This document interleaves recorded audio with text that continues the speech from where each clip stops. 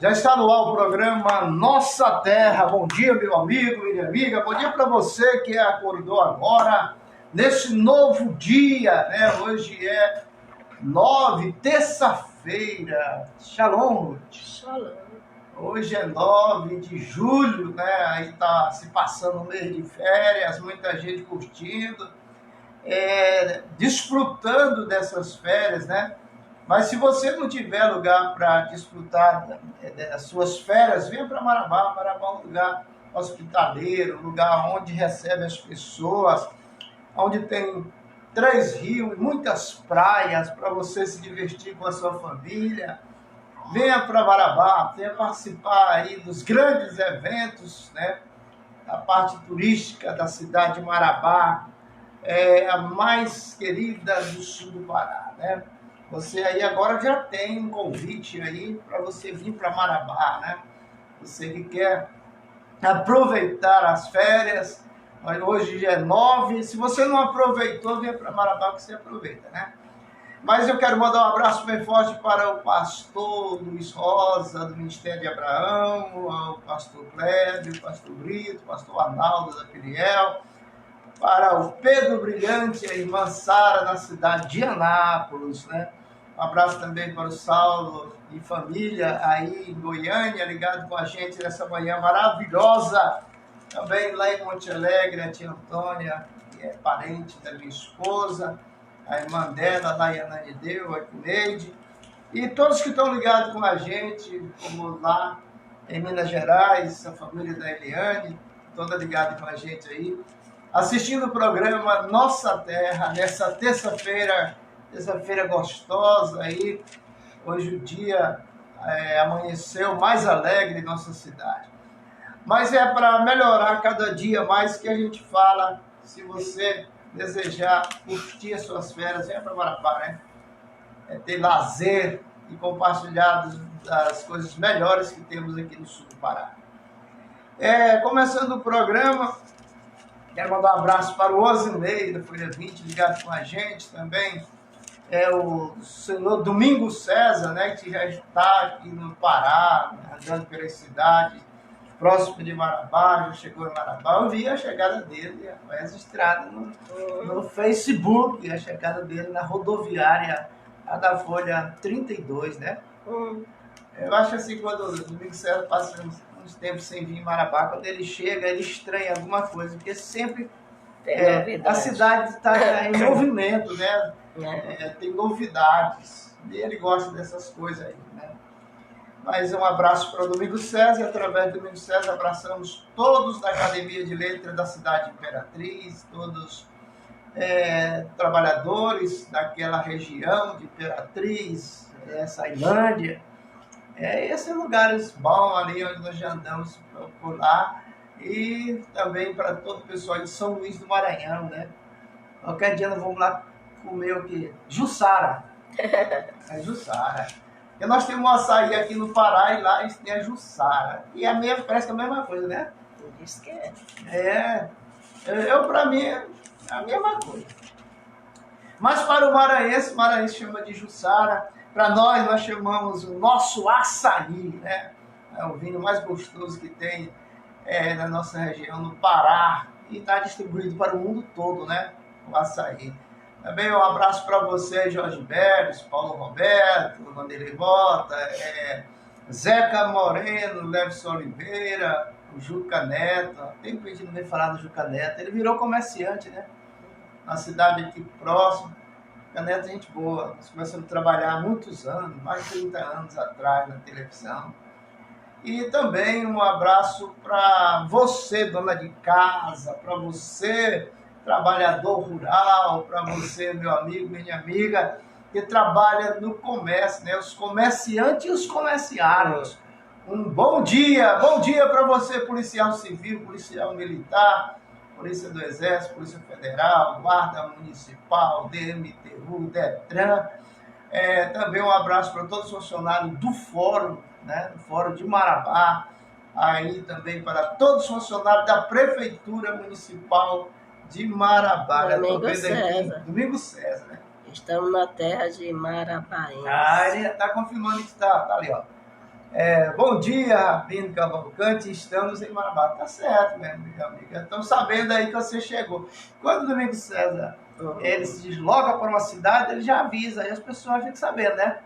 Abraço para você, meu irmão. Que a sua estadia na nossa cidade, outra cidade que você vai visitar, você tem aí uma lista muito grande onde você vai passar em alguma cidade, descendo aí até Tucuruí, Cametá, né? Descendo aí o nosso rio abaixo, né? É muito bom, né? A pessoa fazer uma viagem assim, bem programada, né?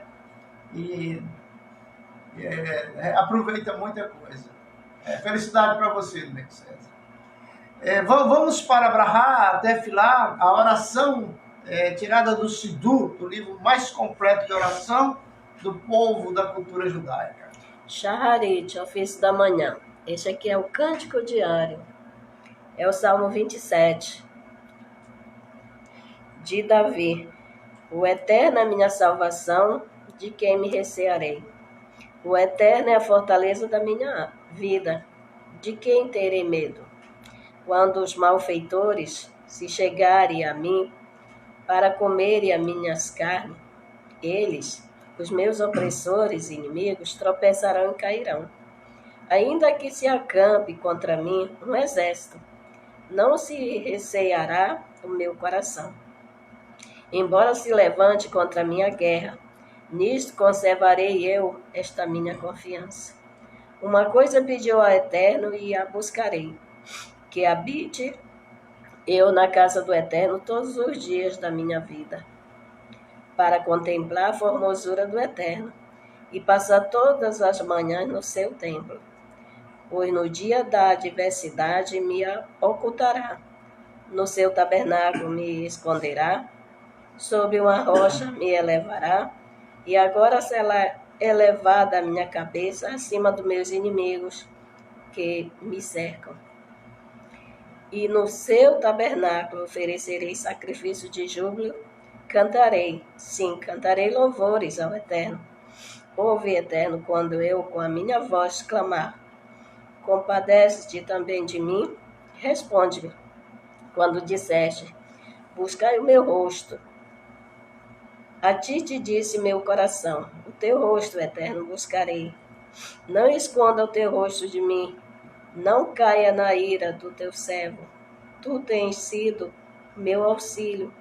Não me enjeite, nem me desampares, ó Deus da minha salvação. Pois meu pai e minha mãe me abandonaram, mas o Eterno me acolherá. Ensina-me, Eterno, teus caminhos. Conduz-me por uma vereda reta, por causa dos que me empreitam. Não me entregues à vontade dos meus adversários, porque contra mim se levantam falsas testemunhas, e os que respiram maldade. Ai de mim, e eu não haveria criado, que veria a bondade do Eterno na terra dos viventes. Espera tu pelo Eterno. Tem bom ânimo, fortifica-se o teu coração. Sim, espera tu pelo Eterno. Baruch Hashem. Esperar no Eterno é confiar no Deus de Abraão, de Isaac, de Jacó. O Salmo de número 27, né? 27. Eu gosto muito desse salmo. Ele diz que mesmo que a mãe e o pai desamparem, o Senhor acolherá ele. Né? Pois eu acho interessante que quando, nesse salmo, Deus se coloca como pai e mãe do desabrigado, né? Por isso que eu fico assim observando as pessoas que são caridosas, elas têm um manancial de Deus em sua vida. Porque, Ruth, o caridoso não lhe falta nada. Sempre Deus provê, porque sabe que ele vai beneficiar não só a ele, mas a outras pessoas, outras famílias que estão carentes. Já pararam de falar aí sobre o Rio Grande do Sul, como é que ficou aquela história lá? Porque ali o desacerto financeiro foi muito grande, o prejuízo que aconteceu lá naquele estado, não foi só uma região, nem uma cidade, mas o estado todo passou pelo sofrimento, caos, o Brasil todo ajudando aí, gente saindo. para ser voluntário de toda a parte do Brasil para ajudar aquele povo. Para você ver que o nosso mundo não está tão ruim assim, não. Não tá não. Tá não. O povo sair da sua cidade, largar tudo para ir ajudar alguém lá no Rio Grande do Sul. Só a viagem daqui para lá, a gente que mora no norte, para ir para o sul, é uma viagem grande, mas tem gente que foram de carona. Muita gente foram de carona como voluntário para ajudar esse povo. Então, o nosso Brasil ainda tem muita gente, assim, amiga humanitária, né? Que gosta de ajudar, que gosta de diminuir o sofrimento daquele que está penando, né? Uhum. É uma coisa assim, que é o amor pelo ser humano, pela alma, Pelo próximo. pelo próximo. Ser voluntário, saber que não vai ganhar nada. E no final ganha, porque o eterno é o melhor patrão. Não, eu falo assim, não vai receber nada desse povo lá. Foi como voluntário para ajudar nesse momento mais difícil da vida deles. E a pessoa vai para lá e tem êxito naquilo que ele vai fazer, porque ele vai fazer com fé, né? Com fé. É aí que a fé entra. Mas vamos falar da Paraxá hoje, de Números, capítulo 19 e 20, que é a Paraxá de Rucat. Nós vamos para o 20. Capítulo 20, versículo 1. E vieram os filhos de Israel, toda a congregação, ao deserto de Tissim. No primeiro mês esteve o povo em Kadesh, e morreu ali Miriam e foi sepultada ali. E não havia água para a congregação, e juntaram-se contra Moisés e contra Arão. Brigou o povo com Moisés e falaram, dizendo: Oxalá tivesses tido a mesma morte de nossos irmãos diante do Eterno. Porque trouxeste a congregação do Eterno a este deserto para morrer ali, nós e os nossos animais? Porque nos fizeste sair do Egito para trazer-nos a este mau lugar? Não é o lugar de sementes, nem de figueira, nem de videira, nem de romã, e água não há para beber. Retiraram-se Moisés e Arão de diante da congregação à porta da tenda da reunião, atiraram-se sobre os seus rostos, e apareceu a glória do Eterno. E falou o Eterno a Moisés, dizendo: Toma a vara, reúne a congregação, tu e Arão e o teu irmão, e falareis a rocha diante de seus olhos, e dará a sua água. Tirareis para eles água da rocha, e darei de beber à congregação e aos seus animais. E tomou Moisés a vara de diante do Eterno, como lhe ordenou. Ajuntaram Moisés e Arão a congregação diante da rocha. E Moisés lhe disse: Ouve, rogo, rebeldes, porventura podemos fazer sair água desta rocha para vós? Levantou Moisés sua mão e feriu a rocha com a sua vara 2 vezes, e saiu muita água. E beberam a congregação e seus animais. E disse o Eterno a Moisés e Arão: Porquanto não credes em mim para santificar-me aos olhos dos filhos de Israel, por isso não trareis esta congregação que lhe deis, esta não a rocha de Meribá disputa, porque brigaram os filhos de Israel com o Eterno, e ele se santificou em virtude dela.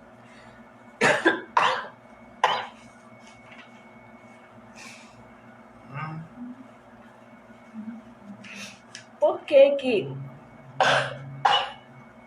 Ai, desculpa, é porque eu tô numa gripe que a tosse tá... A passagem que nós lemos todinha, desde quando o povo saiu do Egito, não teve briga por água. Não faltava água. Mas só faltou Miriam morrer, o pessoal começaram a brigar por água. Ruth, a história conta, os rabinos, os sábios judeus, que Miriam, ela tinha um poço. E aonde ela ia, o poço ia. Seguia, né? A um pessoa mistério muito grande, porque né? esse povo é um povo que mudava de lugares para lugar até chegar aonde Deus determinara, né? Mas para isso tinha que mudar muito de um lugar para outro. Aí aconteceu o quê? Que esse poço acompanhava Miriam. Miriam é irmã de Arão, irmã de Moisés, né? Pois é. E só foi ela morrer, Aí começou a seca no meio do povo de Deus. aí eles começaram a murmurar, brigar. E aí, O motivo principal na prática do judaísmo é a ordem do eterno. Isso é suficiente. O motivo que atribuímos a determinações varia de uma geração para a próxima geração, como muda a qualidade do nosso discernimento. Mas o cumprimento em si é imutável, por emanar de um eterno, imutável Criador. A geração passada não é igual a essa geração que nós temos hoje, né? elas vão evoluindo, né? Vai evoluindo, mas vai se afastando de Deus, porque afasta da sua palavra, afasta do seu credo, não tem aquela fé viva no Deus de Abraão, como teve as gerações do passado. Uma geração, a Bíblia diz que uma geração vem e a outra vai, a outra geração vai. Né? Mas as palavras de Deus permanecem sendo a mesma.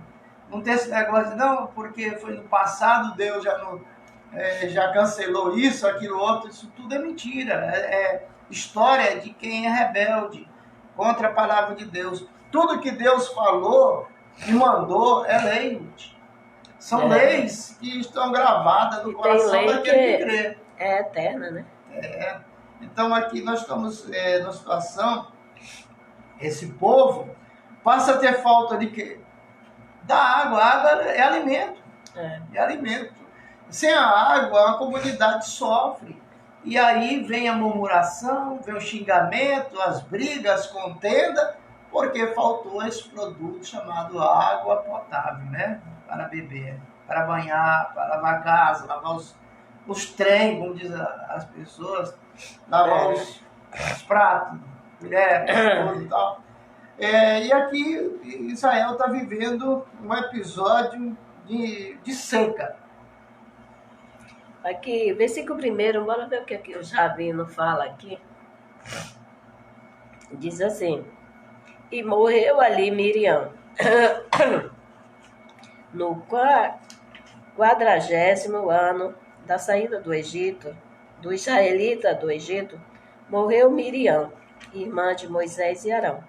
Segundo Rashi, ela também deixou este mundo com uma morte doce e suave, como a dos seus irmãos. Ela já tinha cumprido o ministério dela, né? Era profetisa, ela, desde 6 anos de idade. E por mérito desta profetisa, Deus providenciou aos filhos de Israel água no deserto. Os méritos dela fez com que por onde ela fosse, tinha um poço, que não faltava água no deserto, né? Mas só foi ela morrer, cadê a água? Sumiu, né? Deus providenciou os filhos de Israel água no deserto. Vemos que Miriam, a boa irmã que vigiava o pequeno Moisés flutuando entre a vida e a morte, numa cestinha sobre o Nilo, até ser salvo, contribuindo com a sua ingenuidade para o bem-estar do menino. Êxodo capítulo 2, de 4 ao 9. Miriam foi uma irmã de excelência, né? De excelência. De excelência. Ela ajudou a traçar a vida, o destino de Moisés. Porque a criança foi colocada naquela cesta, colocada no rio, mas ela foi vigiando. O rio foi levando a cestinha, ela foi pela beira do rio vigiando. Porque podia ser com um jacaré, um crocodilo, podia quebrar a cesta e comer a criança, né? Outra que ela vigiou e viu quem foi que pegou a criança, né? Pois é, mas... Conta os livros judaicos que o menino não queria mamar e nenhuma das mulheres do Egito, que era idólatra, né? Um escolhido do Eterno, ele não ia mamar numa mulher idólatra. E ela mesma ofereceu uma hebreia que amamentasse a criança. ela foi lá onde estava a criança, que ela tinha acesso, né? Menina. Menino vai em qualquer lugar, né? Aí entrou lá e viu a criança, mas ela estava com dificuldade, porque nenhuma das mulheres lá, o leite servia para a criança. Aí ela disse, eu sei onde é que tem uma mulher ali que teve criança e ela tem leite. Vai lá, menina, buscar. A menina foi buscar a mãe de Moisés, trouxe. Na hora que colocou no braço dela, a menina pegou o peito, né? Começou a se alimentar. Aí já a mãe de Moisés já foi assalariada para alimentar Moisés. Ali você vê a diferença daquele tempo para hoje, né? Se fosse no dia de hoje, fazia logo um mingau e tacava na criança. Né? Mas naquela época também tinha. E eles valorizavam mingau, tudo, mas valorizava mais o leite materno. Tem que ter leite. E naquela época não havia o leite em pó. O leite em pó, mas tem o leite de gado, tem o leite da cabra. Eles não gostavam nem de matar animal para comer. Hoje em dia a mulher faz tudo para não dar mama para seus filhos. Mas naquele tempo, a mãe tinha que dar leite ao filho e sustentá-lo até uma certa idade, porque sabe o valor que tem o leite materno com a criança. Sempre, as mães têm esse conhecimento do valor do leite materno. Porque, olha, uma criança que ela mama de 2 a 3 anos, tem criança que mama até 5 anos, né? Então é uma criança forte, sadia, porque todo nutriente que nosso organismo precisa está no leite da nossa mãe. E a gente pequeno precisa desse nutriente para alimentar e para a defesa do organismo, porque o leite materno também ele tem como expelir vírus, bactérias, né, que possam alcançar a criança. Então fortalece o organismo e expele como se fosse assim, um inseticida que matasse bactéria, vírus, essas coisas todas. Mas isso é um segredo que só Deus sabe. A criança, qualquer coisa, quando está nascendo o dente ou qualquer motivo, ele para de comer. Mas a criança que mama, ela não para, porque ela mama. Ela não sente tanto a enfermidade para emagrecer. E antigamente as mães, além de amamentar, ainda tinha uma mãe, outra mãe que auxiliava. A mãe de leite. A mãe de leite. Eu mesmo fui desse tempo. E eu nunca, para dizer a verdade, eu nunca desmaiei. Eu acredito que seja por causa disso.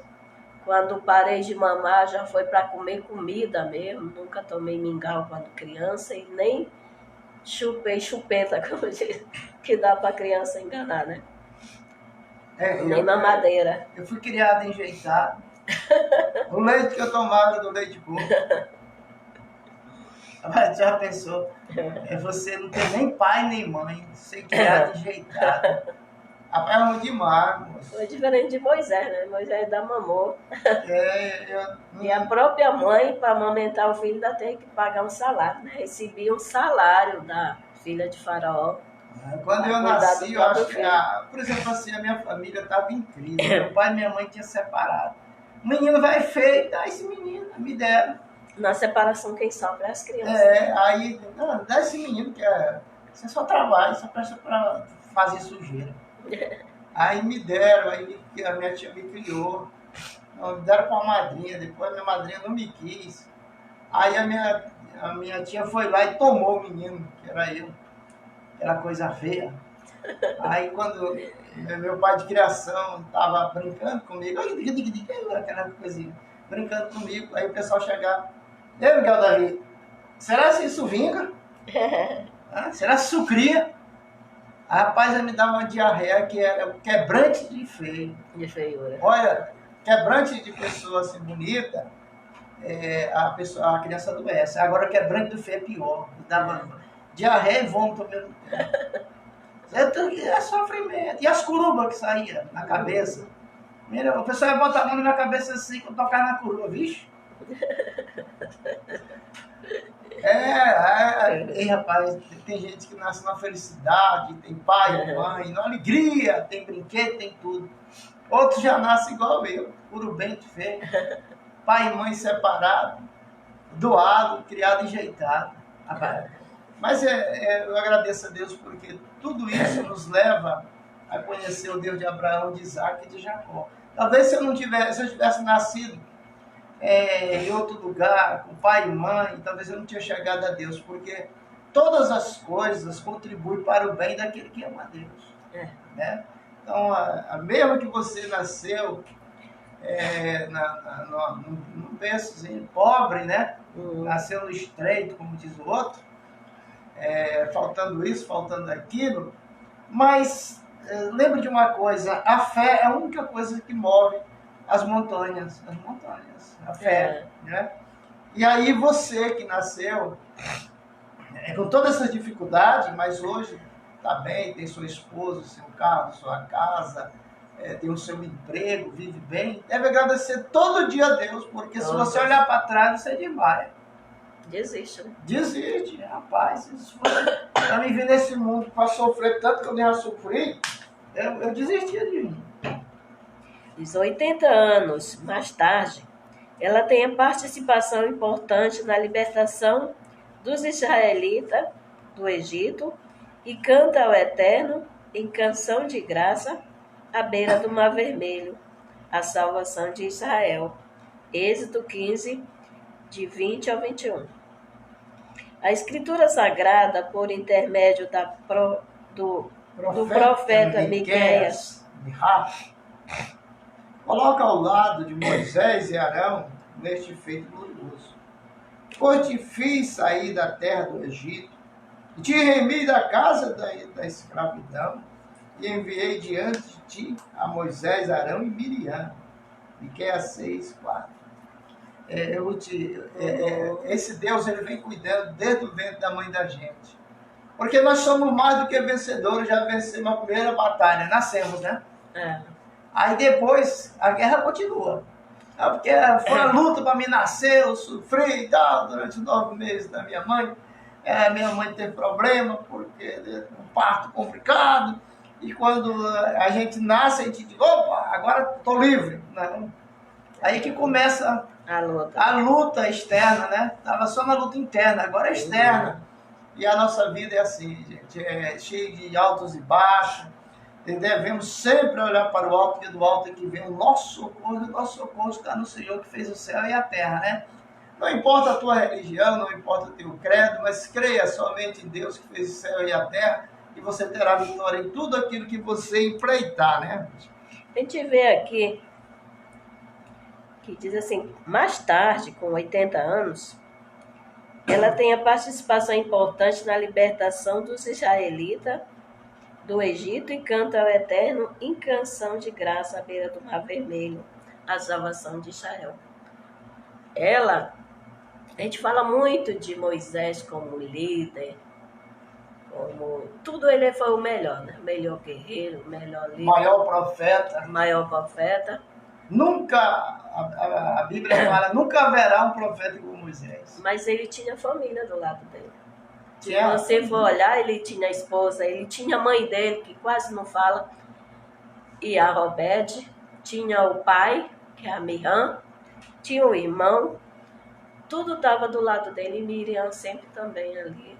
Quando ela não profetizava, ela cantava e ajudava ele. Mas Miriam, ela fez o papel dela, o processo dela aqui na terra foi muito bonito, porque ela entrou em defesa das crianças, quando o pai e a mãe decidiram ter mais filhos. Porque Faraó tinha lançado um decreto que criança de 2 anos para baixo seria morta. E aí ela fez a missão dela, né? Aí ela foi e disse, pai e mãe, vocês estão errados. Vocês estão pior do que Faraó. Faraó está matando só os homens, vocês não estão deixando nascer nem homem nem mulher. Né? Aí foi que eles decidiram ter filho. Aí nasce Moisés, Moshe, Rabino. E era o medo que eles tinham, né? De ter um filho homem. Aí nasce esse filho homem, ó, no meio de uma crise, de um decreto de um faraó doido. Como é que ele faraó era muito doido. Né? Mas na realidade a gente pôde observar porque, o que acontece na vida da gente, tudo já está assinado por Deus, né? Deus conhece o fim de todas as coisas desde o início, né? Desde o seu começo. Desde o seu começo. E a gente vê também que nem por isso, quando ela errou, também ela pagou o preço, né? Miriam, não, com Deus é assim. Você É pode radical. fazer tudo, mas se você errar... Ó, Deus é radical, ditador e ciumento. Quem é dele mesmo. Mas se errar, aí o pau pega. Ele é pai, né? É. Ele castiga.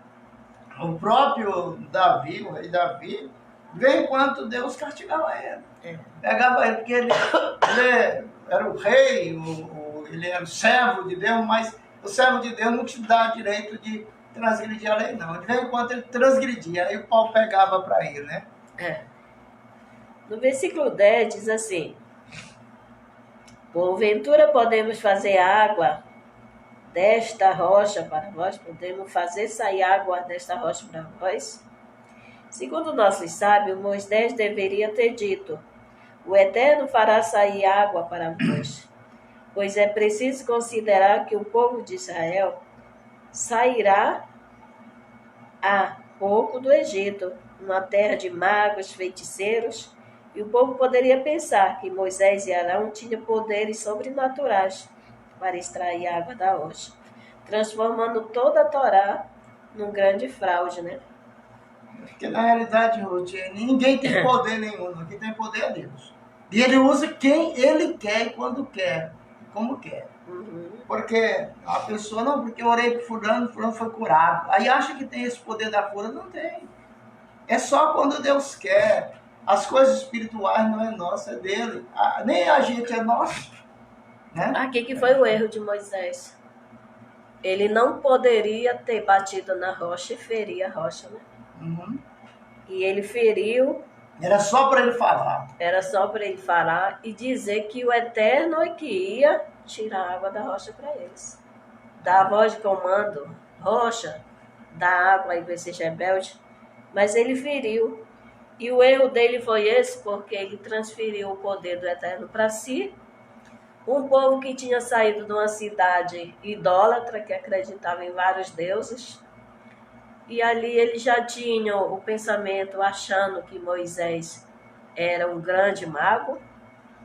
Então eles ficaram tudo ali, ó, porque era uma terra, que o Egito eles saíram há pouco tempo, uma terra de magos e feiticeiros.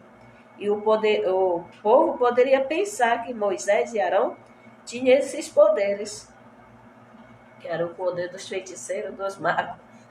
Na realidade, toda vez que Moisés praticou um milagre, tinha a turma da oposição tinha. que dizia que Moisés, não, isso aí ele é bruxo, por isso que ele faz isso.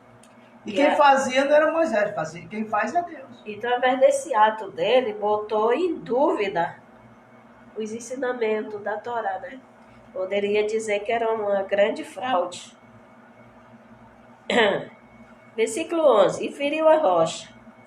No outro episódio da água, em Refidim, Êxodo 17, de 1 ao 7, o uso milagroso da vara visava despertar a fé do povo, ainda influente pelo materialismo egípcio. Agora, 40 anos depois, e prestes à entrada da terra prometida, Moisés tinha que ensinar que esta terra não seria dada ao povo por milagres, como antes, mas sim pela fé e por seu amor à terra de Israel. Me diga uma coisa. Fala um pouquinho do cajado de Moisés. Que está se falando do Moisés, do poder, que ele, tudo que tinha que fazer, ele tinha que fazer com cajado, né? O cajado de Moisés é uma coisa impressionante. Ele é feito de pedra de safira, mas não é safira daqui da terra, não, do paraíso. Do paraíso. E tem umas coisas no cajado de Moisés, porque esse cajado ele tem uma história, ele veio de Adão, foi passando de geração em geração, né? Então, quando o cajado ele tem o nome do Eterno em hebraico, esculpido em alto relevo, tem o nome Yud, He, Vav, He, que é o nome do Eterno em hebraico, Então, tem outras coisas que foi colocado nesse cajado, ainda lá no paraíso. São símbolos que só quem estuda Kabbalah é que vai saber para que serve aqueles símbolos, mas são símbolos de Deus, né? São representações de arquétipos que, por exemplo, uma vara, nós temos uma vara aqui, uma vara, essa vara aqui, ela tem aqui um imã, tem um cobre aqui enrolado e aqui uma pedra de quartzo, né? Essa vara aqui, ela tem algo a ver com o mundo espiritual. E tem um nome, ó, o nome do Eterno, bem aqui, ó, se dá para você ler aí, ó. Yud-Re vai viver. Para que serve essa vara? Nós usamos ela nas orações, a gente, quando faz a invocação do nome do Eterno, Hashem, a gente tem que ter essa vara que vem as luzes em direção a gente. E o quartzo, ele puxa a luz divina, aí ela circula primeiro na vara, pelo cobre, e vai para o imã, aí passa para o corpo da gente. Ele dizer, é uma unção, é um poder de Deus. E Moisés tinha a vara, e essa vara, quando ele usava ela, demonstrava muito poder, porque é o poder de Deus emanando, e a vara servia como uma antena, fosse uma antena que recebia aquele poder para acontecer o milagre, como aconteceu no Mar Vermelho e outros milagres que aconteceu na vida de Moisés, como na vida do profeta Daniel, na cova dos leões e tal. Tudo isso depende de quê? De conhecimento de quem é o Deus de Abraão, de Isaac e de Jacó, né? Ande com Deus de Abraão, de Isaac e de Jacó no coração. E essa vara que Moisés andava é uma vara que foi o Eterno que deu a Adão no Jardim do Éden, né? E ela veio por muitos anos até chegar na mão de Moisés. Porque na realidade, a preocupação de Deus com Moisés, e dando essa vara porque era o cajado de Moisés, a gente chama vara, mas era o cajado de Moisés, que era para ele conduzir o rebanho de Israel. Ali significava que ele era o príncipe, né? O rei. Um rei que estava comandando com aquele cajado as ovelhas de Israel, o Hashem, né? E mostrando o poder e a autoridade que tinha Moisés na época, segundo a Bíblia, né? Mas o interessante de todas essas coisas, Rudy, é a gente acreditar, aprender e conhecer qual é a perfeita vontade de Deus para nós. Para Moisés foi uma. Qual foi uma perfeita vontade de Deus na vida do profeta Elias? Deus mandou ele ficar no 3 anos. Aí já vem o quê? Quando Deus mandou ele ficar no 3 anos, andar no 3 anos, mas nós temos também o quê? Temos os paradoxos. Mas nu como? Sem barba? Porque tem vários. Careca. Como é que você se sente nu? Você só de biquíni para a praia, você se sente como? Nu? Ou só de calção, porque tem homem que nem calção não veste, né? Um short. Ele se sente nu. Ou sem camisa. Só que a Bíblia ela não ensina qual era a maneira que Elias andava. Mas a Bíblia, essa Bíblia aqui escrita, ela não fala. Mas a Bíblia oral, ela fala. Ela fala, por exemplo, a Bíblia oral, ela mostra para nós o Midrash. Vamos supor o Midrash. Mostra para nós as verdades de Deus e descodifica. A Bíblia escrita é um código. A gente pega um texto e descodifica ele através da Bíblia oral. Essa Bíblia oral é que nos mostra coisas que você lê na Bíblia escrita e você não consegue entender porque você não tem conhecimento da Bíblia oral. Essa Bíblia oral, ela faz com que a gente possa entender todo o texto para não ter pretexto de heresia. Né? A gente estuda no judaísmo e a gente não vê heresia nem idolatria por alguma coisa. Amamos Moisés? Amamos, mas não idolatramos ele, porque sabemos que ele é apenas um instrumento da mão de Deus. Deus Criador. A gente falou do cajado, que foi Deus que deu para Adão. E tem a roupa também dele, né? Foi o próprio Deus que fez de animal e deu para Adão se vestir quando ele se enxergou que estava nu, né? Porque antes ele não enxergava, a inocência era tipo Quando ele chegou e estava nu, aí veio a vergonha. Veio a vergonha. A pior coisa que tem na vida, Ruth, é você passar vergonha. E a vergonha, tem vergonhas grandes, mas tem vergonha pequena. Mas tem vergonha que a pessoa passa que para ele é melhor morrer naquele instante. Ele disse que como verter esse sangue. Vergonha. Por isso que a Bíblia orienta a gente não fazer vergonha a ninguém. Né? Quem tem vergonha não faz vergonha aos outros. Quando você vê alguém fazendo vergonha aos outros, quer ser vergonha. Porque quem tem vergonha não faz. Quem tem vergonha de não fazer vergonha às outras pessoas. Quem vestiu a roupa de Adão foi Jacó. Quando a mãe dele pegou a roupa de Saul e mandou ele vestir. Porque essa roupa, que foi Deus que tinha feito para Adão, Saul tinha pegado do rei de Herodes, né? Um abraço para você, Shalom, Ebanice Pereira da Silva. Por isso que ele tinha o cheiro do campo, as vestes, né? Essa história da Bíblia, quando a gente vai estudando mesmo, pesquisando, o talit, que é o talit, é o manto de oração. Nós usamos esse manto de oração. Eu não gosto de usar no programa, nem exibir no público, porque o talit é algo pessoal. É pessoal. Né? Então, eu tenho meu talit consagrado.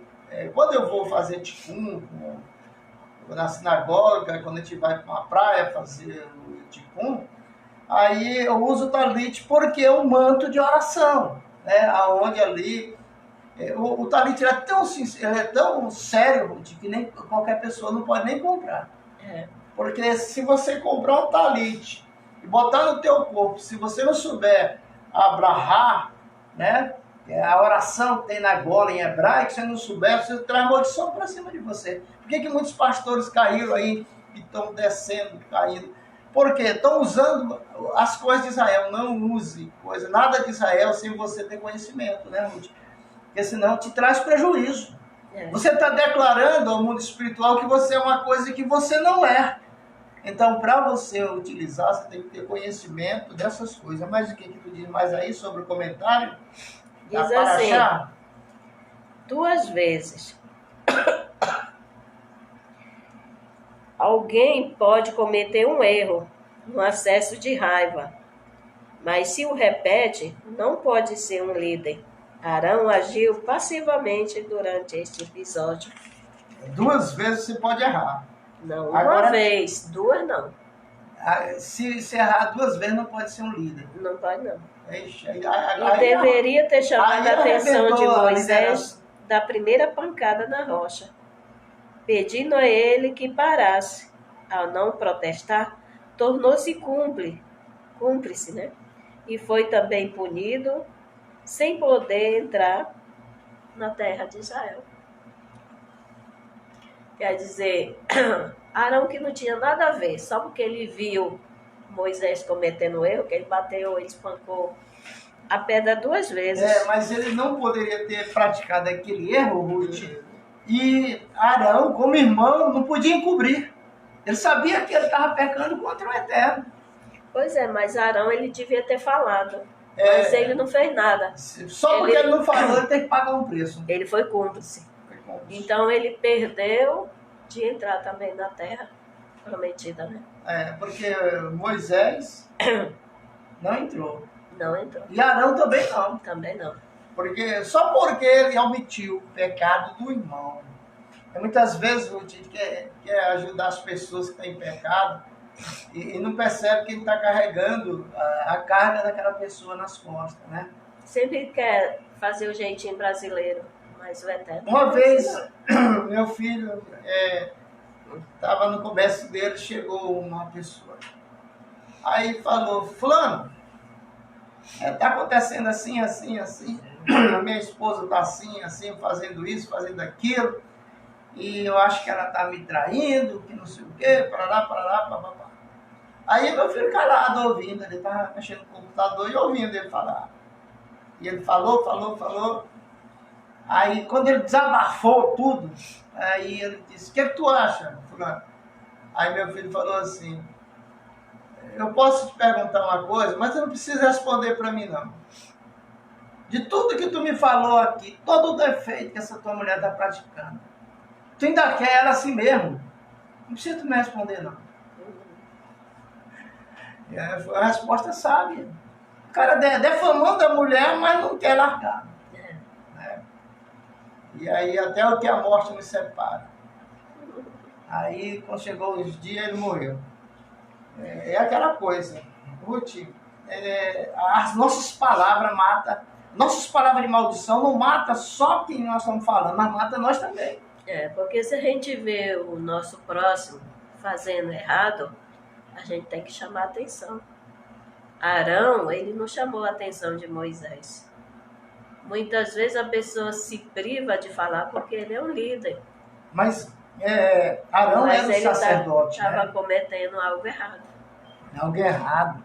Porque Deus só falou, fala a rocha e ela jogará água. Vai jorrar água de lá. Mas ele chamou a atenção do povo e bateu com o cajado. A água jorrou, mas também o coração de Deus jorrou o ódio. Porque para Deus tudo é vida. A rocha, você vê uma pedra ali, uma rocha, você acha que não tem nada a ver. Mas ela é vida.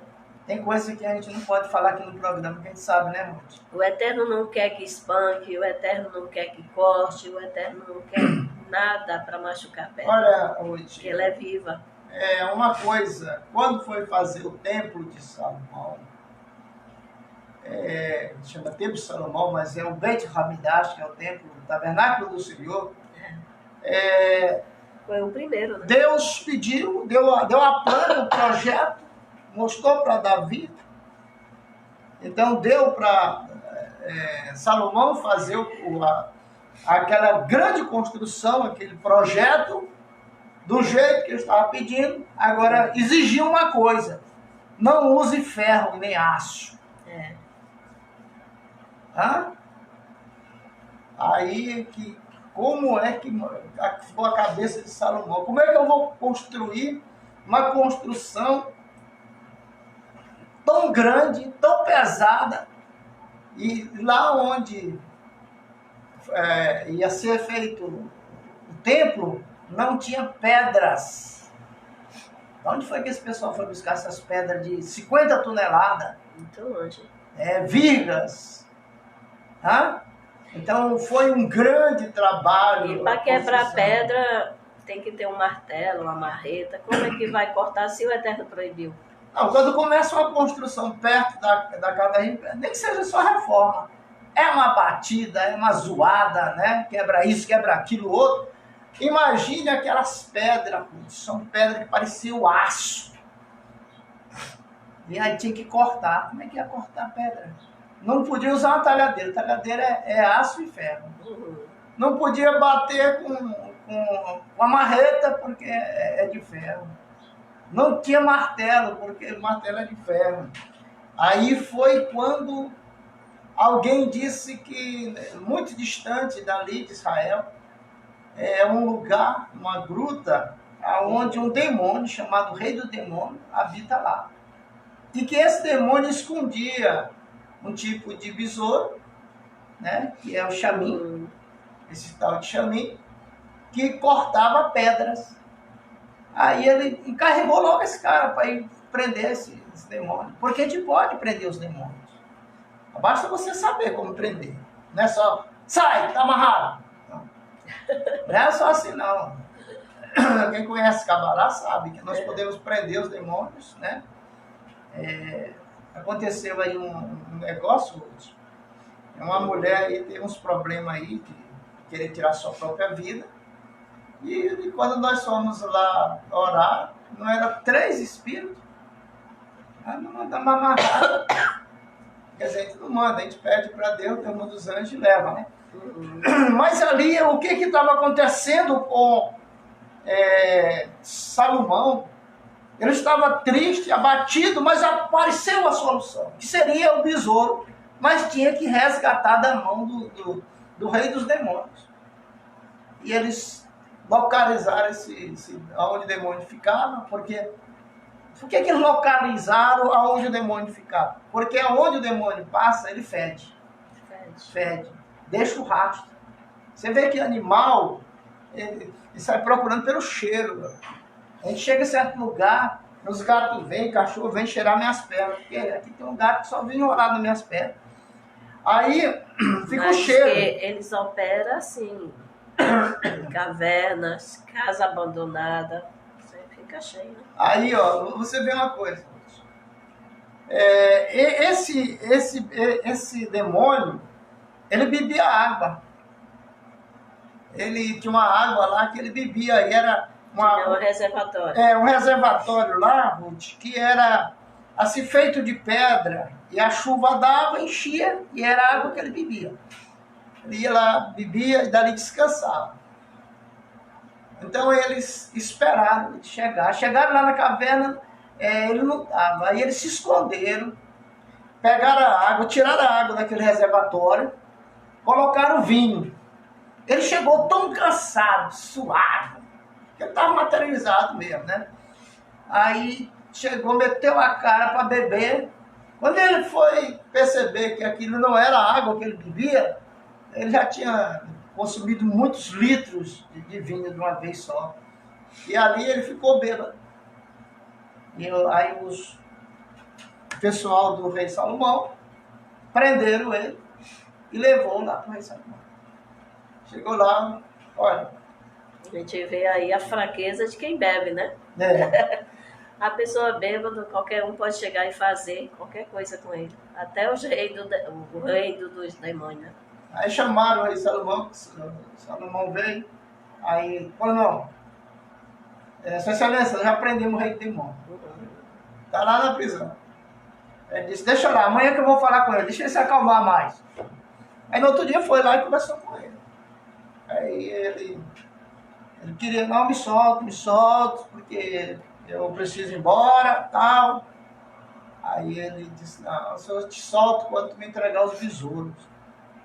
Besouro que corta pedra. Essa construção toda ia para fazer, rapaz.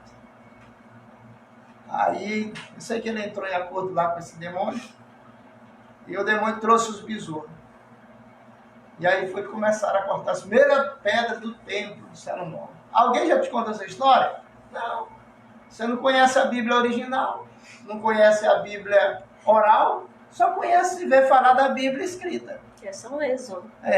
Então, todos os segredos de Salomão, que a gente estudou e aprendeu, a gente, de vez em quando está falando no programa aqui, porque a gente pesquisou. Você pode pesquisar também, né? Mas ele foi esse que prendeu os demônios, botou para trabalhar. Esse demônio lá, ele ficou a serviço do rei, cortando as pedras. Ele foi administrar, porque o besouro, ele corta o horizontal e o vertical. E ainda come o pó das pedras. É tipo aquele que come madeira, né? O cupim. Cupim. Ele fazia, por exemplo assim, uma viga, tantos metros. Aí marcava tudo, aí o capeta lá, o demônio, mandava o besouro cortar. E ele cortava e ainda comia o pó ainda. Uma viga de 50 toneladas, 60 toneladas. Mas tinha que botar aquela viga lá em cima. E ele não tinha o maquinário que nós temos hoje. Aí que muita gente se escandaliza muitas vezes, porque a maioria da parte do templo que Salomão construiu foi construída pelos demônios, né? Que ele colocava, ele ordenava e fazia eles fazerem. No princípio eu não aceitava isso não. Como é que Deus vai mandar demônio construir um templo sagrado? Só que os demônios, de quem é? É do próprio Deus. Ele diz, o bem e o mal pertencem a mim, pronto, não tem nada para ninguém. Tudo é dele. Quando a gente vê assim que Deus deu a Salomão sabedoria, foi isso que ele pediu. Pede o que tu queres. Pede o que quiseres que eu te darei. Ele pediu sabedoria. Essa sabedoria, às vezes a gente acha que é tão pequena, né? Mas a sabedoria é muito grande. Sabedoria é muito grande. Tem o conhecimento, tem o poder. porque ele sabia a língua dos pássaros, ele sabia poderes para mandar e desmandar nos próprios demônios e ordenar eles fazer as coisas, eles tinham que obedecer. Na realidade, Ruth, quando a gente começa a ensinar aqui a Torá todos os dias, a gente sente fluir de Deus histórias tiradas da Bíblia, né? Tanto dessa Bíblia escrita como oral, como Talmud, Midrash, Zohar, né? Que são livros que nos auxiliam a entender os textos bíblicos. Para a gente entender um versículo dentro do parâmetro bíblico, você tem que ter conhecimento de exegeta, essas coisas assim. Porque, na realidade, Ruth, tudo está escrito. Tudo que vai acontecer, que está acontecendo, que já aconteceu, está escrito. É profecia. E aqui, diz assim, fica para amanhã, né? O resto. Eu ia falar. Como aconteceu a morte de Arão? Mas não, fica para amanhã, porque é 25 ainda. O versículo 25. Amanhã é quarta-feira, né? Amanhã nós vamos falar da morte de Arão, mas Arão era um pastor apacentador, né? Moisés foi um grande pastor, um grande líder, um grande rei, um grande juiz, um grande político, um grande profeta, mas não era apacentador. Amanhã que nós vamos falar sobre o ministério de apacentar alguém, um pastor que sabe apacentar, né? Na minha vida tem passado muitos pastores e a gente já viu pastores que sabem apacentar. E tem diferença, porque tem pastor que ele só sabe apacentar, mas ele não sabe chamar e falar assim, quando a pessoa erra, né? Eu lembro quando nós começamos, tinha um presbítero, quando chamava de autoridade. Seu Cavalcante, vem cá. Aí eu ia assim, já quase tremendo já, sabe? Aí ela fica perguntando o que foi que eu fiz. Sim, senhor. Aí ele dizia, não faça mais isso. Era assim como se, sabe? Aí eu, tá bom, senhor. Senão você vai ser disciplinado. Hoje não tem disciplina. O pessoal tinha muito medo dessa palavra. Falar disciplina. Em disciplina, a Maria Marçal, aquela cantora que o pessoal aparece na mídia, cresce, sobe, depois vai lá para baixo, né? Apareceu uma pregadora aí, agora casou, ninguém mais vê nem no vídeo. Mas ela também passou uns perrengues aí com os pastores. Gente, olha, todo ministério tem a sua doutrina e a gente, se for lá, tem que respeitar, né? Tem. Então, e todo poder, a pessoa tem que ter cuidado, porque senão leva ao erro, né? Rio de Janeiro, 100 anos da Assembleia de Deus, a grande festa, né? Muitos ministérios juntos ali assistindo. Vamos ouvir a cantora Maria Marçal. Quando ela vem, ela dá o testemunho. E a vaidade? Ela não canta que não pode, ela diz que não pode cantar porque um pastor proibiu. Quem proibiu? O pastor dela, né? A liderança. Né? Aí a menina entrou assim, em desespero, né? As pessoas foram, confortaram ela foi proibida de cantar em shows, porque senão ela ia ser processada. Olha, isso aí é coisa de doutrina. Ela estava na Assembleia de Deus do pastor Cila Malafaia, sai e vai para outra, uma família. Quando ela faz o sucesso, aí vai para outra. Né? Cila Malafaia fez um grande culto ali, né? Porque a irmã estava se despedindo, estava saindo do ministério. Olha o que deu. Né? Se ela estivesse lá, não estava passando esse perrengue. Mas não saia do lugar da bênção. É isso. Tu está no lugar aí, numa igreja, numa religião, está sendo abençoado, e fique aí, não saia não. Há promessa de todo jeito para te tirar daí, mas essas promessas não procedem de Deus não, Ruth. São promessas... Isso aí que é o errado, né? Tirar você do lugar da bênção. Se Deus tem promessas contigo aí, o que tu vai fazer ali? É igual certos cantores, enquanto está passando necessidade que ninguém conhece, tem uma esposa do lado que ajuda, auxilia. Mas quando ele consegue o sucesso, ele esquece daquela esposa que ajudou. Então, Vai procurar outras. a gente deve orar pela a cantora Maria Massal, para que ela volte a cantar. A menina canta, a menina tem um vozeirão incomparável, né? Mas aí tá Às passando. vezes falta amadurecimento. Ela tem que fazer o seguinte: todas as duas, a cantora e a pregadora, estão passando por umas lutas. Mas isso aí, lembra do Neymar? Quando o Neymar estava começando a despontar no futebol, aí aconteceu uma coisa com ele e o técnico, uma discussão lá. Aquilo ali era para acabar com a carreira de Neymar. Mas Neymar foi o quê? Humilde. Muitas vezes precisa ser humilde, né? Enxergar seus erros. Tem muita barreira que aparece para quem está vencendo, que você não vence pela força, não, é pela humildade.